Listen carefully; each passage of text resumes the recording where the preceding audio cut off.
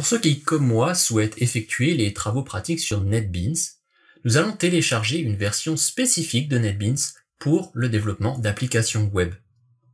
Nous allons nous rendre sur le site netbeans.org et nous allons cliquer sur le lien Download. Alors cela mène à une page que vous connaissez peut-être déjà. Cela nous a permis, si vous avez suivi le cours Java, de télécharger le bundle NetBeans standard. Nous avions choisi le bouton ici Download en dessous de Java SE. Mais cette fois-ci, nous allons choisir le bundle pour Java EE. Et j'expliquerai dans ce cours ce que signifie Java EE, bien évidemment. Alors n'oubliez pas d'indiquer en haut la langue que vous souhaitez utiliser, et également la plateforme sur laquelle vous allez travailler. Moi, je suis sous Windows. Vous choisissez donc Download.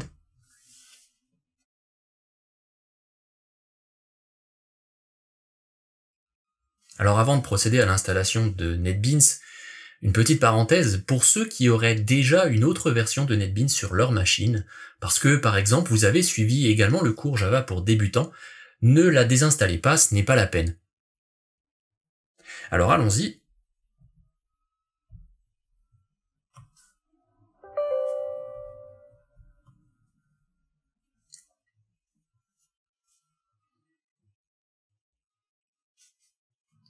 Alors pour ceux qui connaissent un petit peu NetBeans dans sa version standard, déjà une petite différence.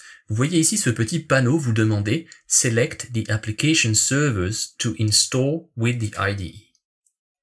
Et vous avez le choix ici entre Glassfish Server Open Source Edition ou Apache Tomcat. Et nous allons choisir ici Apache Tomcat et décocher Glassfish. Je vous expliquerai bien évidemment ce que veut dire Application Servers, serveur d'application, et en quoi consiste Apache Tomcat. Vous cliquez sur Next. Voilà, et on va terminer l'installation. On me propose ici d'installer ce fameux serveur Tomcat dans un emplacement standard, ici sous Windows. Je vais faire Next et Install. Alors voici donc le raccourci pour accéder à NetBeans. Pour ceux qui auraient donc une version précédente de NetBeans, eh bien cette version précédente a été écrasée. Mais vous pouvez tout à fait, avec ce nouveau NetBeans, ouvrir vos précédents projets que vous aviez écrits avec Java édition standard. Donc je vais ouvrir NetBeans. Donc on me demande si je veux fournir des informations à NetBeans concernant l'utilisation de mon IDE. Je vais dire non. Alors ce bundle NetBeans pour Java EE se présente a priori comme le bundle pour Java édition standard.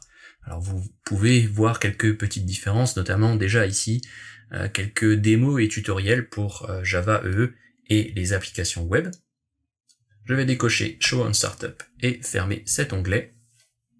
Alors donc encore une fois, pour ceux qui sont familiers de NetBeans, pas de surprise, sauf peut-être si l'on commence à entrer dans les menus, comme par exemple File, New Project, eh bien je me rends compte que je dispose maintenant de la possibilité de créer de nouveaux types d'applications, comme des applications Java Web, des applications Java EE également. Encore une fois, c'est un acronyme dont j'expliquerai la signification un petit peu plus tard.